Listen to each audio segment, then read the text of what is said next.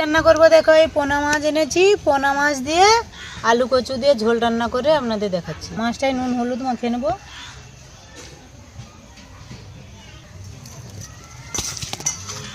কড়া গরম হয়ে গেছে, কড়ার মধ্যে তেল দিয়ে দেবো। একে একে করে মাছগুলো ভেজে নেব। মাছটা লাল লাল করে ভেজে নিয়েছি, তুলে নেব। আর একটু তেল দিচ্ছি,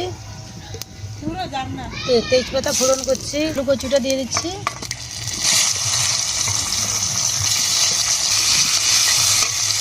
পরিমাণ মতন হলুদ দিচ্ছি, স্বাদ মতো লবণ দিচ্ছি।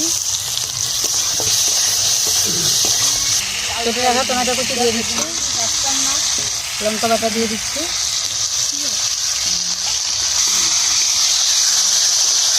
দিয়ে একটু কষিয়ে নেব। এটা কষানো হয়েছে নাকি দেখে নেব। কষানো হয়ে গেছে, আবার পরিমাণ মতন জল দিয়ে দেবো।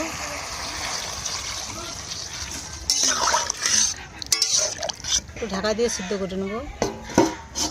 তরকারিটা ফুটছে নাকি দেখে নেব। এবার মাছ দিয়ে একটু ফুটিয়ে নেব।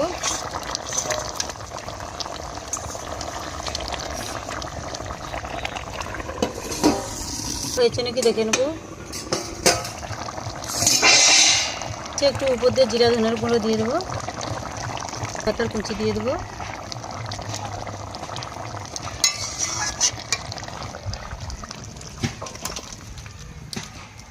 এই পোনা মাছ দিয়ে কচু দিয়ে আলু দিয়ে ঝোল রান্না করেছি। এই রেসিপিটা কীরকম হয়েছে আপনারা কমেন্ট করে জানাবেন।